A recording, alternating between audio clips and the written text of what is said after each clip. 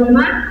Saya Anissa Rahmadani dengan NIM A1D1240027. Saya Fatima Kira dengan NIM A1D1240026. Saya Agnes Mira Putri dengan NIM A1D1240028. Baiklah, kami akan memulai diskusi kami tentang filsafat pendidikan.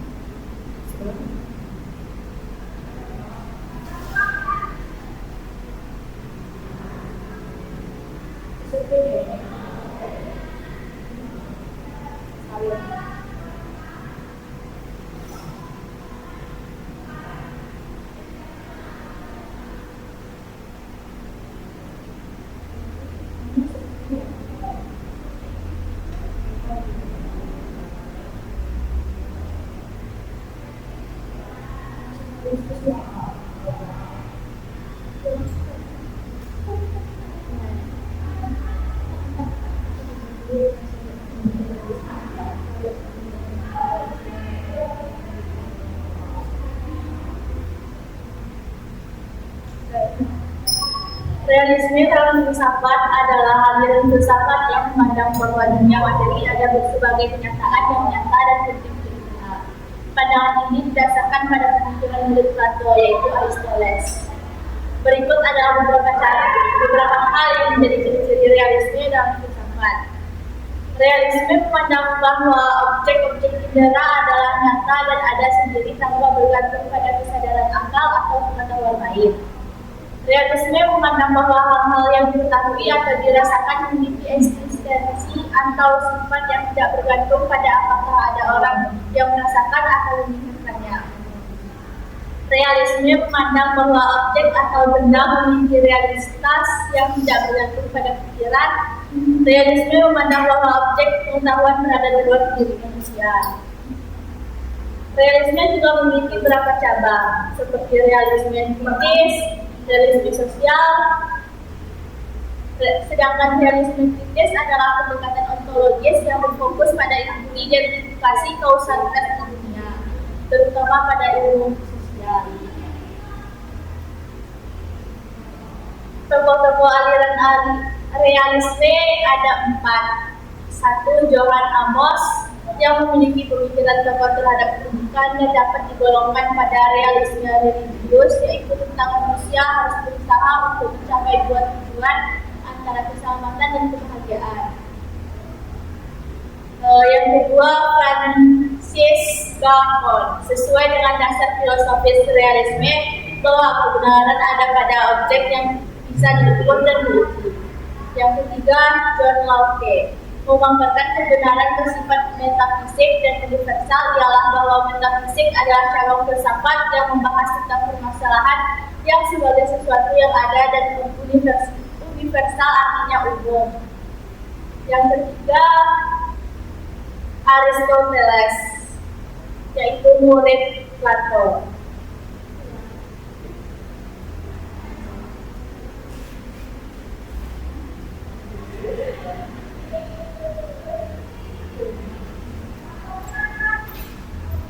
Selanjutnya ada idealisme. Idealisme dalam filsafat pendidikan adalah perspektif yang menekankan pentingnya ide, keyakinan, dan nilai dalam proses pembelajaran. Berakar pada filsafat kuno Plato dan pengikut klasik lainnya, idealisme menyatakan bahwa realitas pada dasarnya bersifat mental atau spiritual, bukan material.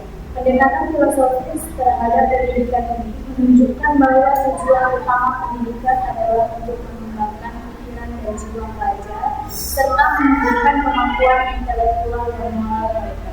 Esai ini membahas prinsip-prinsip idealisme dalam pendidikan, konteks historisnya, implikasinya terhadap pengajaran dan pembelajaran, dan reformasinya yang berkelanjutan dalam topik pendidikan kontemporer. Asal-usul idealisme dapat ditelusuri kembali ke karya Plato yang berpendapat bahwa dunia material hanyalah bayangan dari realitas yang lebih tinggi dan lebih sempurna yang terdiri dari ide-ide atau bentuk-bentuk yang tidak ada terlibat. Bagi Plato, pengetahuan sejati hanya dapat dicapai melalui perenungan bentuk-bentuk ideal ini yang dapat diakses oleh pikiran daripada oleh kita. Dalam konteks pendidikan, ini diterjemahkan menjadi fokus pada pengembangan kebajikan intelektual dan moral siswa yang membimbing mereka menuju pemahaman tentang kebenaran dan prinsip-prinsip universal. Alegori Plato tentang dua, di mana para kalangan selalu mengira bayangan hidup sebagai realitas, fungsi sebagai moral yang kuat untuk perjalanan pendidikan dari tingkat awal menuju masyarakat. Idealisme menempatkan penekanan kuat pada pengembangan seluruh pribadi, termasuk dimensi intelektual, moral, dan estetika. Pendekatan holistik terhadap pendidikan ini adalah didasarkan pada keyakinan bahwa individu memiliki potensi bawaan untuk tumbuh dan mandiri. Pendidik yang menganut prinsip-prinsip idealis berusaha untuk memelihara potensi ini dengan menyediakan lingkungan intelektual yang kaya dan merangsang, mendorong pemikiran kritis dan menumbuhkan kecintaan terhadap pembelajaran. Mereka memandang pendidikan sebagai proses penemuan diri dan pengembangan diri. Realisasi di mana siswa menjadi mengerti dan menghargai makna yang lebih dalam dan nilai-nilai yang mendasari pengalaman mereka. Salah satu prinsip utama idealisme dalam pendidikan adalah keyakinan terhadap nilai intrinsik pengetahuan dan pencarian kebenaran. Para idealis berpendapat bahwa pendidikan tidak boleh dibatasi pada salah satu prinsip utama idealisme dalam pendidikan adalah keyakinan akan nilai intrinsik pengetahuan dan pencarian kebenaran. Kaum idealis berpendapat bahwa pendidikan tidak boleh dibatasi pada perolehan keterampilan praktis atau pelatihan kejuruan, tetapi sebaliknya harus bertujuan untuk menumbuhkan pemahaman yang mendalam dan mendalam tentang prinsip-prinsip dasar yang mengatur dunia. Ini melibatkan keterlibatan siswa dalam studi humaniora, termasuk sastra, filsafat, sejarah, dan seni yang dipandang penting untuk pengembangan individu yang berwawasan luas dan tercerahkan. Melalui eksplorasi disiplin ilmu ini, siswa didorong untuk bergulat dengan ide-ide yang kompleks dan abstrak, mempertanyakan asumsi, dan mengembangkan perspektif mereka sendiri tentang hakikat realitas dan kondisi manusia. Di kelas idealis, guru memainkan peran utama sebagai pembimbing dan mentor, membangun siswa menavigasi medan yang menantang dalam perkembangan intelektual dan moral. Guru sekedar menyampaikan informasi, tetapi fasilitator pembelajaran yang menginspirasi dan menantang siswa untuk berpikir secara mendalam dan kritis. Ini melibatkan penciptaan lingkungan yang mendukung dan merangsang secara intelektual. Tempat siswa merasa nyaman mengeksplorasi ide-ide baru dan mengekspresikan pikiran mereka. Guru idealis juga berperan sebagai panutan, menunjukkan nilai-nilai dan kebajikan yang ingin mereka tanamkan pada siswa mereka. Kurikulum dalam rangka pendidikan idealis biasanya luas dan liberal, meliputi berbagai mata pelajaran yang dirancang untuk mengembangkan kapasitas intelektual dan moral siswa. Ini tidak hanya mencakup disiplin akademis tradisional, tetapi juga kesempatan untuk ekspresi artistik dan kreatif, pendidikan jasmani dan perhatian kepada masyarakat. Tujuannya adalah untuk menyediakan pendidikan menyeluruh yang mendorong pertumbuhan pribadi secara menyeluruh, membekali siswa dengan pengetahuan, keterampilan, dan nilai-nilai yang mereka butuhkan untuk menjalani kehidupan yang memuaskan dan baik. Meskipun asal-usulnya sudah ada sejak lama, idealisme terus memberikan pengaruh yang signifikan pada pemikiran dan praktik pendidikan kontemporer. Banyak prinsip yang mendasari filsafat idealis seperti penekanan pada pemikiran kritis, nilai intrinsik pengetahuan, dan pengembangan holistik individu tetap menjadi pusat wacana pendidikan modern. dalam beberapa tahun terakhir telah menjadi minat baru dalam peran pendidikan karakter dan pengembangan nilai moral dalam kewarganegaraan yang sejalan dengan penekanan idealis pada pengembangan pribadi selanjutnya. Namun, idealisme juga menurut kritik ada yang berpendapat bahwa idealisme menekankan hal-hal abstrak dan pengetahuan teoritis dapat menyebabkan pendekatan pendidikan yang terlalu teoritis dan tidak praktis, yang tidak cukup mempersiapkan siswa untuk tuntutan tenaga kerja modern. Sementara yang lain berpendapat bahwa proses idealisme pada kebenaran dan nilai-nilai universal dapat bersifat eksklusif, gagal mengenali keberagaman perspektif dan pengalaman yang ada dalam masyarakat pluralistik. Menanggapi kritik ini, para pendidik idealisme telah berusaha untuk mengadaptasi dan menyempurnakan pendekatan mereka dengan menekankan pada aspek praktis dan keterampilan kejuruan, serta apresiasi terhadap pengalaman budaya dan keadilan sosial. Pembelajar membimbing mereka menuju pemahaman tentang kebenaran dan prinsip universal. Meskipun menghadapi tantangan dan kritik, daya tarik abadi prinsip idealis membuktikan relevansinya yang berkelanjutan dalam bentuk tujuan dan praktik pendidikan. Saat para pendidik dan pembuat kebijaksanaan bergerak dalam proses modern, wawasan dan cita-cita lulusan ekonomi ini dapat memberikan bimbingan inspirasi yang berharga pada pencarian berkelanjutan untuk membenahi individu yang bijaksana, beretika, dan menjalankan.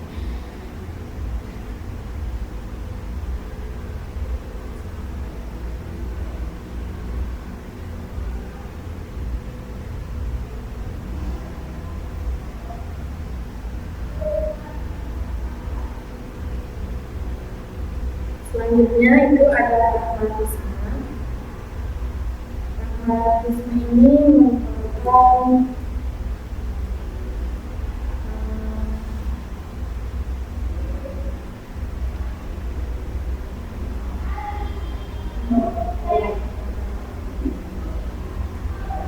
pragmatisme dalam filsafat pendidikan menekankan pendekatan yang berfokus pada pengalaman, tindakan, dan fungsinya dalam proses belajar mengajar.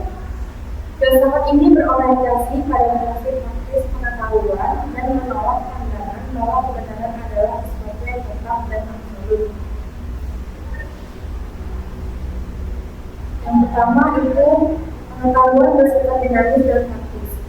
Menurut pragmatisme, pengetahuan bukanlah sesuatu yang tetap, melainkan terus berkembang sesuai dengan pengalaman dan konteks yang dihadapi. Siswa tidak hanya diharapkan untuk mengetahui informasi, tetapi juga memahami bagaimana pengetahuan dapat diterapkan dalam kehidupan sehari-hari. Pembelajaran berfokus pada keterampilan praktis yang dapat digunakan untuk memecahkan masalah dalam kehidupan nyata. Yang kedua itu ada pendidikan berbasis pengalaman. John Dewey, salah satu tokoh utama pragmatisme, menekankan bahwa pendidikan harus berakar pada pengalaman langsung siswa. Proses belajar harus melibatkan aktivitas-aktivitas yang relevan dengan kehidupan siswa dan membangun pengalaman yang bermakna. Siswa belajar dengan cara aktif, terlibat dalam penilaian eksperimen atau situasi praktis yang memungkinkan mereka menerapkan teori dalam proses. Yang ketiga itu belajar melalui tindakan. Prinsip inti pragmatisme adalah bahwa siswa belajar paling baik melalui tindakan langsung, bukan sekedar mendengar atau membaca teori.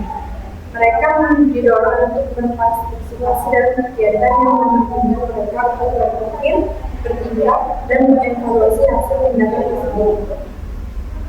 Misalnya, dalam pelajaran sains, siswa diminta untuk melakukan asesmen atau hal kolaboratif yang melibatkan pemecahan masalah. Yang keempat, ada pendidikan yang berpusat pada siswa. Pragmatisme mendorong pendidikan yang berfokus pada kebutuhan minat dan kemampuan individu siswa. Setiap siswa dianggap memiliki cara belajar yang unik, sehingga kurikulum dan metode pengajaran harus fleksibel dan disesuaikan dengan kebutuhan mereka. Guru berperan sebagai fasilitator, bukan sebagai otoritas siswa. Mereka membantu siswa menemukan dan membangun pengetahuan mereka sendiri melalui interaksi dengan lingkungan dan pengalaman. Yang Yang kelima itu ada belajar sebagai proses sosial. Pragmatisme menekankan bahwa belajar bukan hanya proses individual, tetapi juga sosial. Interaksi antara siswa dengan sesama siswa, guru dan lingkungan berperan penting dalam perkembangan pengetahuan dan keterampilan mereka. Kerja kelompok, diskusi, dan kolaborasi menjadi metode pembelajaran yang sangat penting, di mana siswa belajar melalui berbagai pengalaman dari perspektif. Yang keenam adalah kurikulum yang fleksibel dan kontekstual. Dalam pendidikan pragmatis, kurikulum harus dapat berubah dan beradaptasi sesuai dengan perkembangan zaman, teknologi, dan kebutuhan masyarakat. Kurikulum tidak boleh kaku, melainkan harus disesuaikan dengan situasi dan konteks yang dihadapi oleh siswa. Mata pelajaran seperti kewirausahaan, pemecahan masalah sosial, atau teknologi praktis lebih ditekankan daripada mata pelajaran tradisional yang terlalu teoris. Yang ketujuh ada penekanan pada pemecahan masalah. Pragmatisme mengajarkan bahwa belajar adalah proses berkelanjutan yang didorong oleh pemecahan masalah. Siswa dihadapkan pada situasi di mana mereka harus menemukan solusi kreatif dan kritis. Hal ini mengembangkan keterampilan berpikir kritis, fleksibilitas, dan kemampuan beradaptasi yang sangat dibutuhkan dalam menghadapi tantangan kehidupan nyata. Yang ke-8 itu ada evaluasi dan penilaian yang bersifat formatif. Dalam pandangan pragmatisme, penilaian tidak hanya berfokus pada hasil akhir atau ujian, tetapi juga pada proses belajar itu sendiri. Evaluasi bersifat formatif, yaitu terus-menerus sepanjang proses belajar untuk memberikan umpan balik yang membantu siswa memperbaiki dan mengembangkan keterampilannya. Penilaian bisa dilakukan melalui proyek portofolio, presentasi, atau partisipasi dalam diskusi kelompok. Yang ke-9 itu ada tujuan pendidikan untuk kehidupan dan praktis. Pragmatisme, terutama dalam pandangan John Dewey, melihat pendidikan sebagai sarana untuk mempersiapkan individu berpartisipasi dalam masyarakat dan demokrasi. Pendidikan harus menunjukkan rasa tanggung jawab sosial dan mendorong siswa untuk menjadi warga negara yang aktif dan kritis dalam kehidupan masyarakat. Siswa diajarkan untuk berpikir mandiri, menghargai keragaman, dan bekerjasama dalam menyelesaikan masalah. Yang terakhir itu ada peran guru sebagai fasilitator. Guru dalam pendekatan pragmatis berperan sebagai pembimbing atau fasilitator. Mereka bukan hanya sebagai penyampai pengetahuan, melainkan membantu siswa dalam proses eksplorasi dan penemuan. Guru harus menciptakan lingkungan belajar yang mendukung kreativitas, eksperimen, dan diskusi terbuka, di mana siswa bebas untuk bertanya, mencoba, dan membuat kesalahan. Sekian dari kami. Baiklah, eksistensialisme merupakan salah satu aliran dalam filsafat yang menganggap bahwa eksistensi manusia harus diutamakan daripada esensi atau substansi manusia. Menurut Rodman 2011, eksistensialisme juga menekankan kebebasan dan tanggung jawab individu dalam menciptakan makna hidup mereka sendiri. Dalam konteks filsafat, ilmu eksistensialisme menyoroti hubungan antara manusia dan ilmu pengetahuan. Pada umumnya, filsafat ilmu menganggap bahwa pengetahuan dapat diperoleh secara objektif dan empiris melalui metode ilmiah. Namun, eksistensialisme mempertanyakan asumsi tersebut dan mengajukan pertanyaan-pertanyaan seperti apakah pengetahuan benar-benar objektif dan dapat diperoleh secara universal, dan bagaimana hubungan manusia dalam pengetahuan. Eksistensialisme adalah suatu aliran filsafat yang menekankan kebebasan dan tanggung jawab individu dalam menentukan makna dan tujuan hidupnya. Dalam konteks filsafat ilmu, eksistensialisme membahas hubungan antara manusia dan pengetahuan.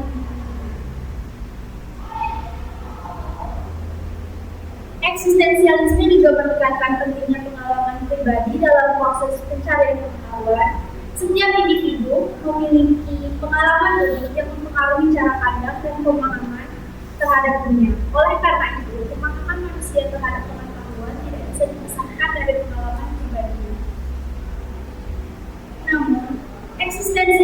juga mengakui keterbatasan manusia dalam mencapai kemajuan yang luas dan definitif.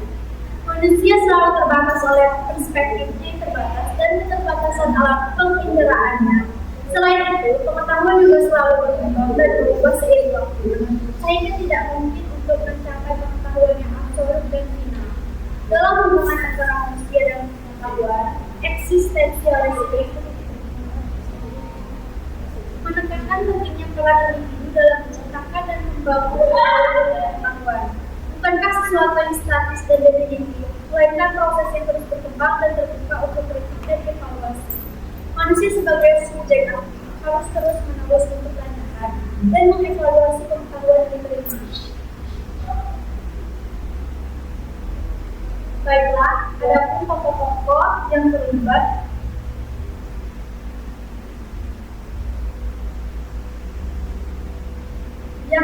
dalam eksistensialisme filsafat pendidikan adalah Jean-Paul Sartre. Menurut beliau, manusia telah diciptakan dan mempunyai kebebasan untuk menentukan dan mengatur dirinya. Beliau adalah salah satu orang yang populer. Beliau lahir di Paris pada tahun 1905 sampai 1980. Beliau ini juga membedakan rasio dialektis dengan rasio analitis. Rasio dialektis digunakan jika kita berpikir tentang manusia, sejarah, dan kehidupan sosial, sedangkan analitis dijalankan dengan ilmu pengetahuan. Kemudian tokoh yang kedua ada Soren Kierkegaard. Beliau lahir di Denmark pada tanggal 5 Mei 1813. Menurut beliau, eksistensialisme manusia bukanlah sesuatu yang statis, tapi saat senantiasa manusia selalu bergerak dengan kemungkinan menuju suatu kenyataan, yaitu cita-cita yang menuju di kehidupannya. Dan yang ketiga ada Martin Heidegger. Beliau lahir di Jerman pada tanggal 26 September 1889 dan meninggal pada tahun 1976. Menurut beliau, keberadaan manusia di atas keberadaan yang lainnya artinya segala sesuatu yang ada di manusia selalu berkaitan dengan manusia itu sendiri. Kemudian ada Karl Jaspers. Beliau lahir pada tahun 1883 dan meninggal tahun 1969. Menurut beliau, memandang filsafat dengan bertujuan mengembalikan manusia pada dirinya sendiri. Materi ini ditandai dengan sebuah pemikiran yang mengandung pengetahuan objektif serta pengetahuan. Kemudian yang terakhir ada Paul Tillich. Beliau lahir pada tanggal 20 Agustus pada tahun 1886. Beliau dikenal sebagai tokoh Kristen yang dapat mendapatkan setelah menerbitkan sebuah rangkaian buku yang menguraikan sistem yang khususnya dengan teologi Kristen.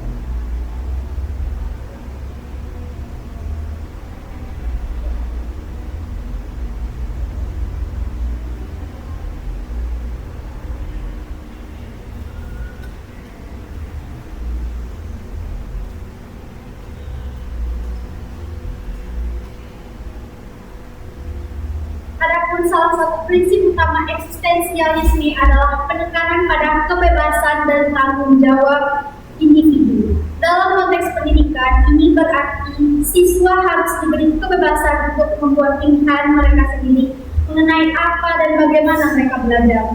Pendekatan ini sangat kontras dengan sistem pendidikan tradisional yang seringkali menerapkan kurikulum dan metode penilaian yang terstandarisasi.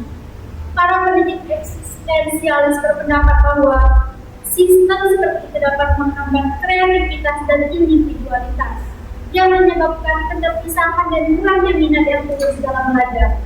Sebaliknya, kurikulum yang lebih fleksibel dan terbuka yang memungkinkan masukan siswa dan pilihan dapat menumbuhkan pengalaman pendidikan yang lebih mendalam dan lebih bermakna.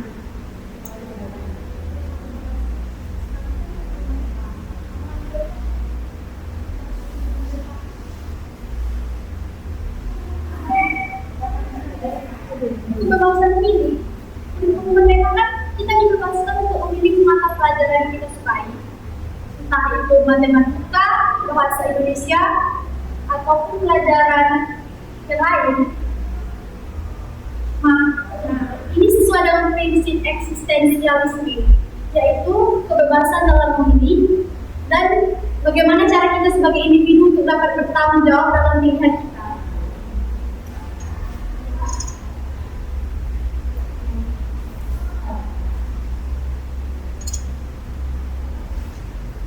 Kemudian juga prinsip eksistensialisme juga menekankan tentang keaslian atau orisinil dari suatu perbuatan atau kegiatan agar sesuatu tersebut dapat terlihat lebih transparan tanpa ada hal yang ditutup-tutupi.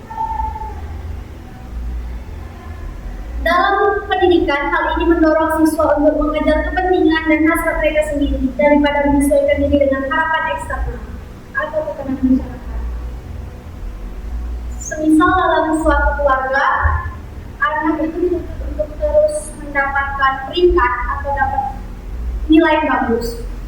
Padahal anak tersebut lebih menyukai bidang musik, dan orang tuanya itu tidak bisa ngasih kebebasan dalam hal tersebut.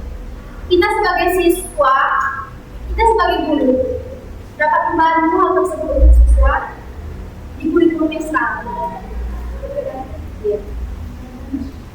Caranya jadi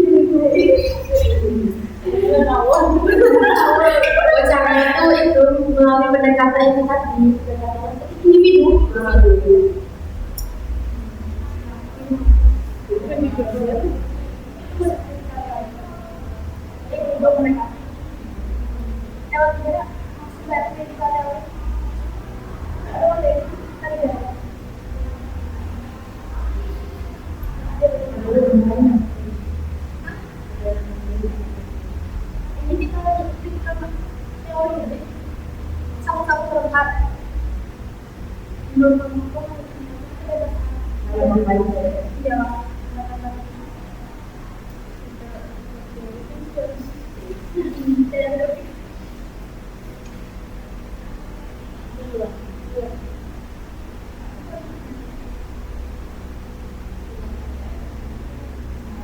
Teori kritis adalah sebuah aliran pemikiran yang menekankan penilaian reflektif dan kritik dari masyarakat dan budaya dengan menerapkan pengetahuan dari ilmu-ilmu sosial dan humaniora.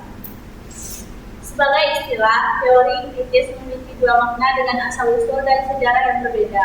Pertama, berasal dari sosiologi, dan yang kedua berasal dari kritik sastra, di mana digunakan dan diterapkan sebagai istilah umum yang dapat menggambarkan teori yang didasarkan atas kritik. Dengan demikian, teori menggambarkan teori kritis adalah sedang berusaha untuk membebaskan manusia dari keadaan yang tidak mereka. Dalam filsafat, istilah teori kritis menggambarkan filosofi neo-Marxis dari Frankfurt School yang dikembangkan di Jerman pada tahun 1930-an. Teori Frankfurt menarik tentang metode kritis Karl Marx dan Sigmund Freud. Teori kritis menyatakan bahwa ideologi adalah kendala utama untuk pembebasan manusia. Teori kritis dijadikan sebagai sebuah sekolah pemikiran terutama oleh 5 tokoh teori mazhab Frankfurt, yaitu Herbert Marcuse, Theodor Adorno, Max Horkheimer, Walter Benjamin, dan Erich Fromm.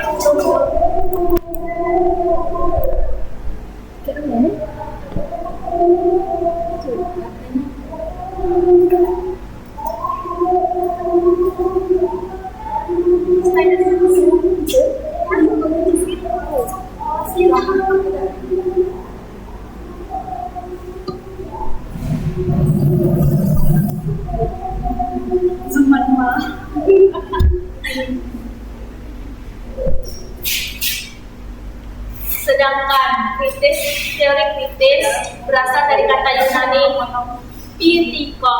kritikos yang berasal penilaian atau kearifan. Dalam bentuk kata tersebut pada abad ke-18. Sementara kata tersebut dapat dianggap sebagai pengajaran intelektual yang benar-benar independen. Para sarjana semakin tertarik di bidang kritik yang dari keduanya saling tumpang tindih. Critical theory juga memiliki beberapa prinsip-prinsip utama. Yang pertama itu ada kritik terhadap ideologi. Yang pertama itu penguatan ideologi dominan. Critical teori berfokus pada analisis dan kritik terhadap ideologi yang mendominasi masyarakat, termasuk mengidentifikasi bagaimana ideologi tersebut berfungsi untuk mempertahankan status quo dan mengabaikan atau menutupi ketidakadilan serta penindasan yang ada. Selanjutnya, pentingnya kesadaran kritis. Teori ini mendorong individu untuk mengembangkan kesadaran kritis terhadap ideologi dan struktur sosial yang ada, serta bagaimana mereka membentuk dan mempengaruhi pemikiran dan tindakan dalam masyarakat. Yang kedua, emansipasi dan perubahan sosial. Yang pertama, tujuan perubahan. Critical teori tidak hanya bertujuan untuk memahami dunia, tetapi juga untuk mengubahnya, mencakup upaya untuk mengatasi dan memperbaiki ketidakadilan sosial.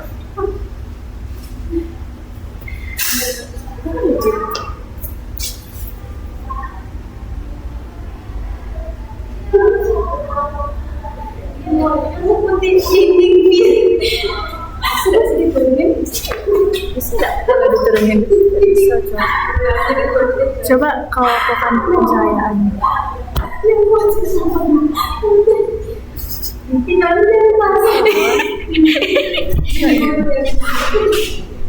Tidak, emang dari kameranya ada sih? Coba deh. Bisa pindah.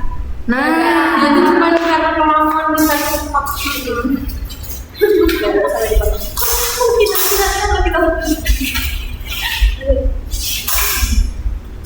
Yang kedua, emansipasi dan perubahan sosial. Yang pertama, tujuan perubahan. Critical teori tidak hanya bertujuan untuk memahami dunia, tetapi juga untuk mengubahnya. Ini mencakup upaya untuk mengatasi dan memperbaiki ketidakadilan sosial dan struktur kekuasaan yang eksploitatif atau menindas. Yang kedua, pendidikan sebagai alat emansipasi. Pendidikan dianggap sebagai sarana penting dalam proses emansipasi. Melalui pendidikan kritis, individu dapat menjadi lebih sadar akan struktur sosial dan memiliki alat untuk menangkap serta mengubah kondisi yang tidak adil. Yang ketiga, itu ada refleksivitas. Yang pertama, analisis konteks sosial. Critical teori menekankan pentingnya memahami dan menganalisis konteks sosial di mana pengetahuan dan ideologi dibentuk. Ini melibatkan refleksi mendalam tentang bagaimana faktor-faktor sosial, politik, dan ekonomi mempengaruhi progresi pengetahuan. Yang kedua, keterkaitan teori dan praktik. Teori ini menganggap bahwa teori dan praktik harus saling terkait. Pengetahuan harus diterapkan dalam praktik untuk mendorong perubahan sosial yang nyata, dan praktek sosial harus dipertimbangkan dalam pengembangan teori. Yang keempat, penekanan pada kebebasan dan keadilan. Yang pertama, pendidikan dan kesetaraan. Critical teori mendukung pendidikan yang berorientasi pada keadilan sosial dan kesetaraan. Ini berarti mengidentifikasi dan mengatasi ketidaksetaraan dalam sistem pendidikan dan memastikan bahwa semua individu memiliki kesempatan yang adil untuk berkembang. Yang kedua, pentingnya keadilan sosial. Teori ini memprioritaskan keadilan sosial sebagai nilai utama. Keadilan tidak hanya dipandang dalam konteks hukum atau politik, tetapi juga dalam konteks sosial dan ekonomi. Terakhir, yang kelima, metodologi interdisiplinar. Yang pertama, pendekatan holistik. Critical teori menggunakan pendekatan interdisiplinar, menggabungkan dua elemen dari berbagai disiplin ilmu seperti sosiologi, filsafat, dan ekonomi untuk mendapatkan pemahaman yang lebih komprehensif serta tentang masalah sosial. Yang kedua, analisis dialektis. Teori ini sering menggunakan metode analisis dialektis untuk memahami dinamika konflik dan perubahan dalam masyarakat dengan mempertimbangkan berbagai perspektif dan konflik kepentingan yang ada.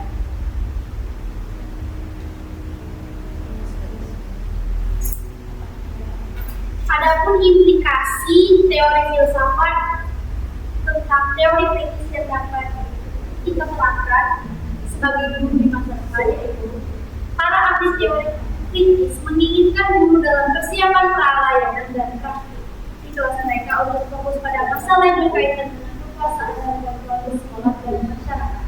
Mereka mendesak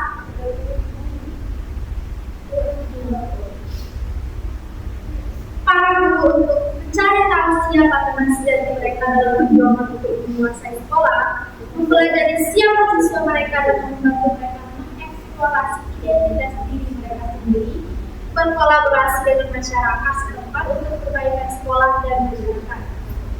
Bergabung dengan guru yang berpikiran sama dalam organisasi profesional yang dikontrol guru yang bekerja untuk reformasi pendidikan asli, serta berpartisipasi dalam dialog kritis tentang isu-isu politik, sosial, ekonomi, dan pendidikan yang dihadapi masyarakat Indonesia.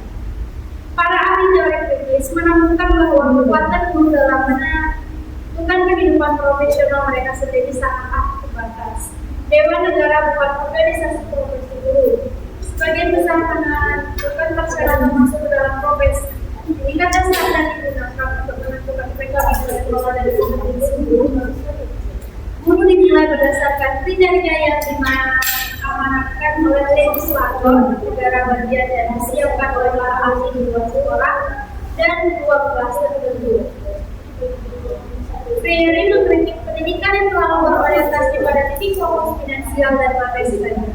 Karena pendidikan dianggap sebagai salah satu cara inkubasi dari kemampuan tetap melakukan finansial atau sebagian besar untuk mengembangkan kekuatan ekonomi keluarga. Pendidikan kritis adalah salah satu solusi dalam pendidikan yang ditawarkan adalah pendidikan yang menekankan bagaimana memahami, mengkritik, membuat dan menggunakan sains sebagai alat untuk memahami realitas kehidupan dan membuat tidak hanya tahu pengetahuan saja, ada proses dan revolusi di dalamnya. Cara berpikir aliran teori kritis atau teori yang terinspirasi dari pemikiran dasar konteks atau bisa mereka sebut praktik. Ini dapat dikatakan sebagai teori kritik masyarakat. Prinsip teori ini adalah membebaskan manusia dari manipulasi teknokrasi modern. Karena itu teori ini berpijak pada teori postmodern yang menjadi kritik atas modernisasi. Agar supaya kesetaraan pendidikan dan solusi baik yang berlaku secara ekonomi maupun sosial.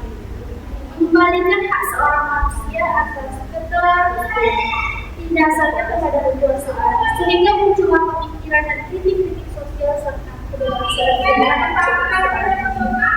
Kemudian akan dilanjutkan oleh teman saya, Faras. Selanjutnya,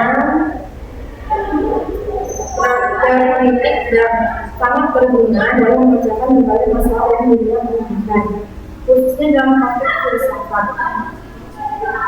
Yang pertama itu mengidentifikasi dan mengatasi ketidakadilan sosial. Kritik struktur pendidikan. Teori kritik membantu dalam analisis dan mengkritik struktur pendidikan yang ada untuk mengidentifikasi ketidakadilan sosial, seperti kesenjangan dalam akses pendidikan, bias kurikulum, atau diskriminasi. Dengan memahami masalah ini, pendidik dan sebagian pembuat kebijakan dapat mengembangkan strategi untuk menciptakan sistem pendidikan yang lebih inklusif dan adil. Melalui analisis kritis, kurikulum dapat diperbaiki untuk mengakomodasi berbagai perspektif, termasuk perspektif yang sering terpinggirkan. Ini dapat mencakup penyertaan materi yang lebih representatif dari berbagai sosial budaya. Kedua, teori kritik memungkinkan identifikasi dan pengungkapan ideologi dengan mungkin mendominasi sistem pendidikan. Misalnya, bagaimana nilai-nilai tersebut mendominasi kurikulum yang mendekati pembelajaran dan bagaimana hal ini mempengaruhi siswa. Teori ini dapat digunakan untuk mengevaluasi masalah dan evaluasi yang ada. Memastikan bahwa hal tersebut tidak menuntut pencapaian akademis, tapi juga mendukung pengembangan karakter dan menjadi siswa. Yang ketiga itu, teori kritik mendukung pendekatan pendidikan yang mendorong siswa untuk berpikir kritis dan berpikir tentang dunia inisiatif mereka. Ini melibatkan pengajaran siswa untuk mengevaluasi ideologi kekuasaan dan struktur sosial secara mendalam. Dalam mengadopsi prinsip teori kritik, pendidikan dapat fokus pada pengembangan keterampilan berpikir kritis, analisis sosial, dan kemampuan untuk menentukan strategi. Ini membantu siswa menjadi individu yang bisa berpikir secara sosial. Yang keempat, teori kritik tidak hanya bertujuan untuk memahami kondisi yang ada, tapi juga untuk menunjukkan dan mendukung perubahan sosial dalam pendidikan. Ini dapat berarti mendorong inovasi dalam kebijakan pendidikan, praktik pengajaran dan evaluasi untuk menciptakan sistem yang lebih adil dan efektif. Teori kritik seringkali melibatkan partisipasi komunitas dalam proses perubahan. Dalam konteks pendidikan ini bisa berarti melibatkan berbagai pemangku kepentingan, termasuk siswa, orang tua, dan komunitas lokal dalam merancang dan menerapkan reformasi pendidikan. Yang terakhir itu, teori kritik menyediakan alat untuk mengevaluasi dampak dari kebijakan dan praktik pendidikan secara kritis. Ini membantu dalam menilai apakah kebijakan tersebut mencapai tujuan yang diinginkan atau malah memperburuk ketidakadilan. Berdasarkan evaluasi kritis, perubahan dan penyesuaian dapat dilakukan untuk meningkatkan efektivitas dan keadilan dalam sistem pendidikan. Teori kritik berfungsi sebagai alat analisis dan refleksi yang kuat dalam pendidikan. Dengan mengidentifikasi ketidakadilan dan mengkritisi ideologi dominan, mendorong refleksi kritis, memfasilitasi perubahan sosial dan evaluasi kebijakan. Teori ini membantu menciptakan lingkungan pendidikan yang lebih adil, inklusif, dan responsif terhadap kebutuhan siswa dan masyarakat. Sekian dari saya.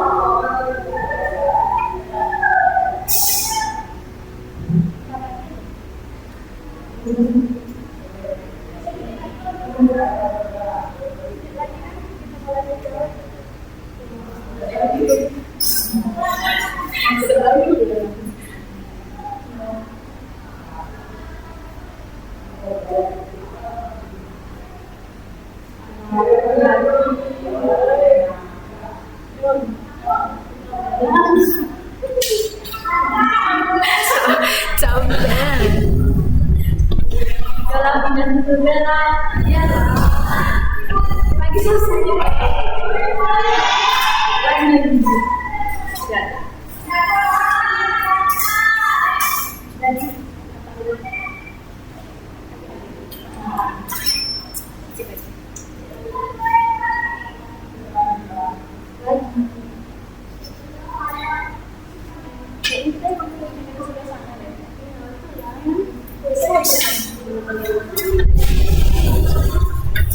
Soalnya kan ini dulu ya.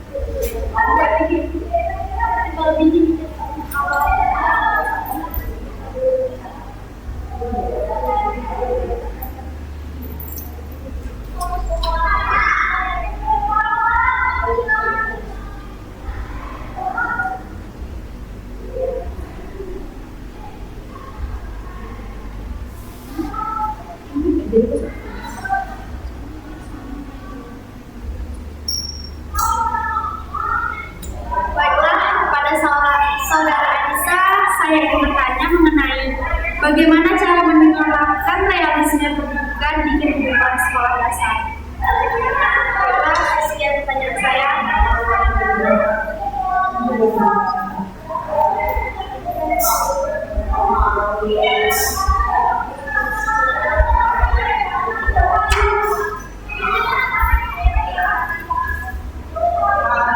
Filsafat realisme dapat diterapkan di kehidupan sekolah dengan cara satu, menetapkan tujuan pengajaran yang jelas dan didasarkan pada fakta dan proses tertentu.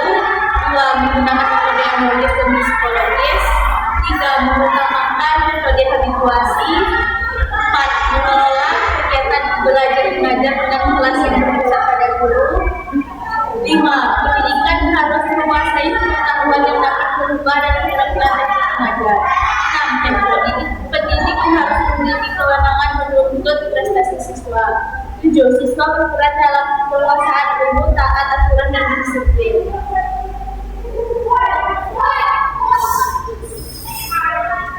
Itu jawaban untuk pertanyaan dari kita.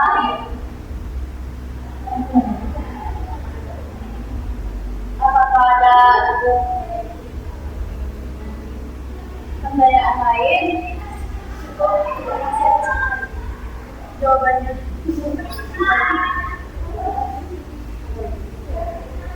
Aku mau nanya sama Nes, bagaimana teori filsafat idealisme menjelaskan peran pikiran dalam membentuk realitas dan bagaimana pandangan ini berbeda dari materialisme dalam pemahaman terhadap eksistensi dan objek nyata.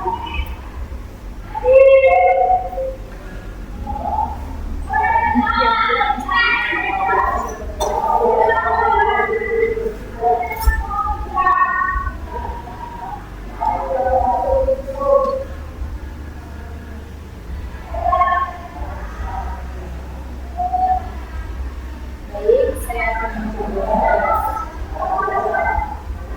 Teori filsafat idealisme berpendapat bahwa realitas secara fundamental tergantung pada pikiran, kesadaran, atau ide. Dalam pandangan idealis, dunia nyata bukanlah sesuatu yang eksis secara independen dari pikiran, melainkan dunia adalah produk atau manifestasi dari pikiran dan ide. Misalnya, filsuf idealis seperti George Berkeley mengembangkan bahwa eksistensi adalah persepsi, artinya sesuatu hanya ada sejauh itu dipersepsikan atau dipikirkan oleh seseorang. Di sisi lain, materialisme berargumen bahwa realitas dan objek nyata eksis secara independen dari pikiran atau kesadaran manusia. Menurut materialisme, dunia fisik adalah dasar dari semua pengalaman dan ide. Dengan kata lain, pikiran dan ide adalah hasil dari interaksi dengan realitas material, bukan sebaliknya. Dengan demikian, perbedaan utama antara idealisme dan materialisme terletak pada pandangan mereka tentang realitas dan peran pikiran atau materi dalam membentuk dan memahami realitas. Idealisme menekankan bahwa pikiran adalah fundamental dalam menentukan realitas, sementara materialisme menekankan bahwa materi dan realitas fisik adalah dasar dari eksistensi dan pengalaman. Secara keseluruhan, perbedaan antara keduanya tidak hanya melibatkan pandangan mereka tentang eksistensi, tetapi juga bagaimana mereka memahami proses pembentukan pengetahuan dan pengalaman manusia. Terima kasih Agnes. Selanjutnya saya ada pertanyaan untuk kita. Bagaimana eksistensialisme memandang konsep kebebasan dan tanggung jawab individu?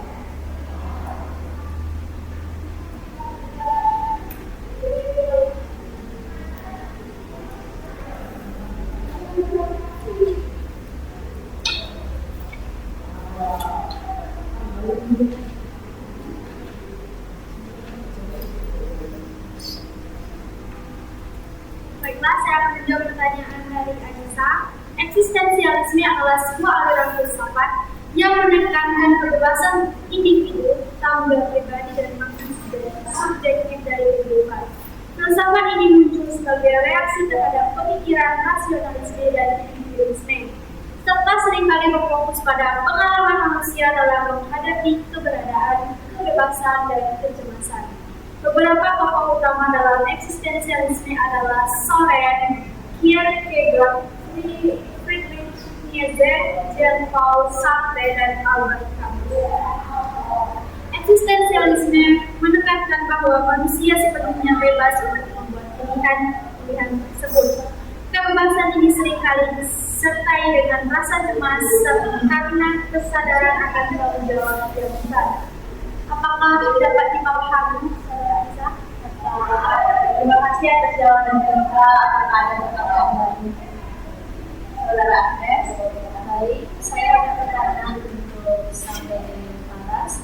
Bagaimana menerapkan teori filsafat pragmatisme dalam desain kurikulum dapat melakukan sesuatu untuk menyelesaikan masalah yang ada?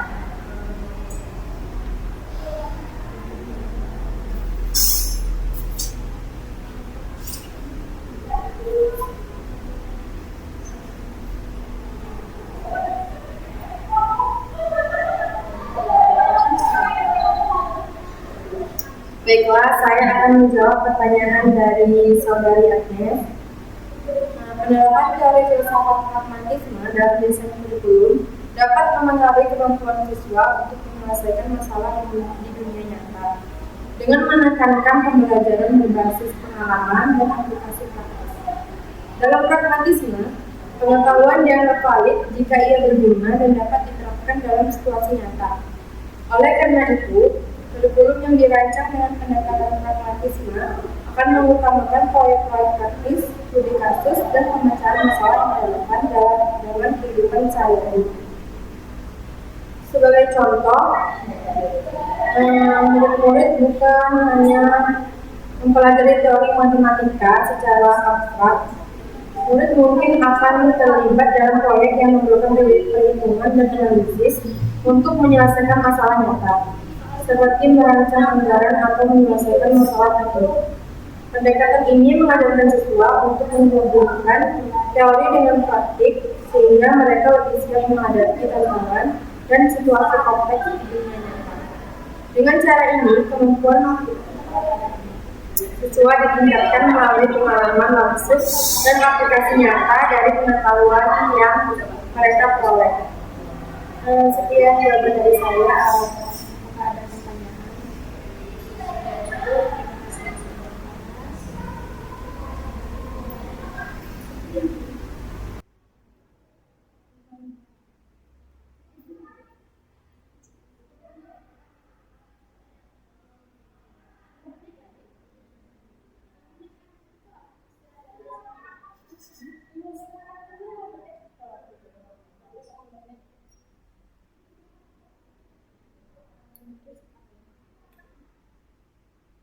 Jumpa dan lain.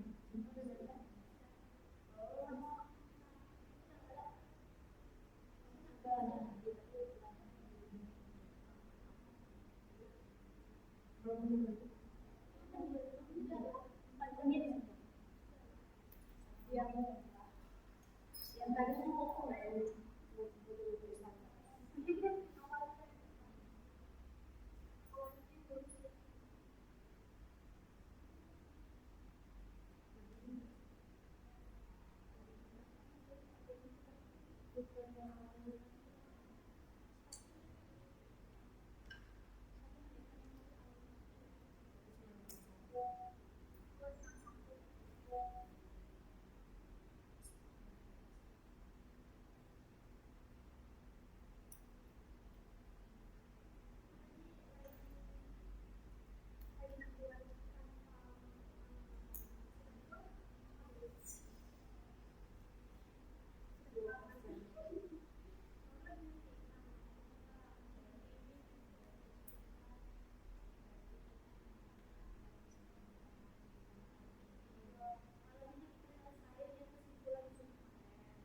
Terus kita buat kesimpulan lagi. Terus selesai besok mau kirim lagi PPSD di lagi. Apa itu kan besok sama pada orang biologi di kantor. itu kayak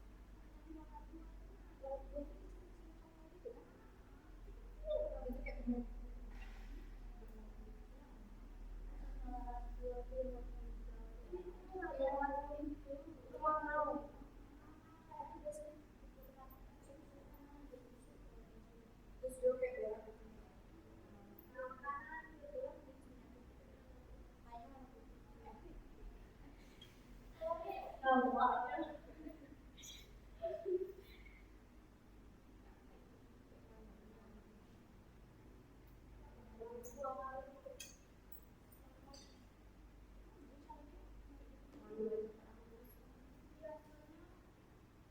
Kalau tidak sakit beneran, dulu tuh karena busuk tuh pasti ada dua. Aku pernah baca itu juga belum Manis gitu ya,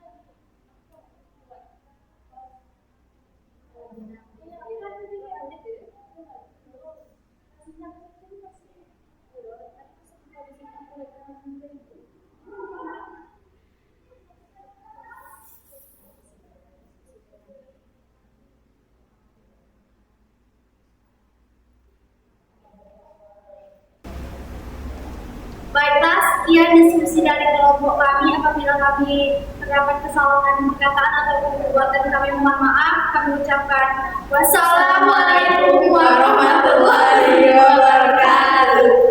Selamat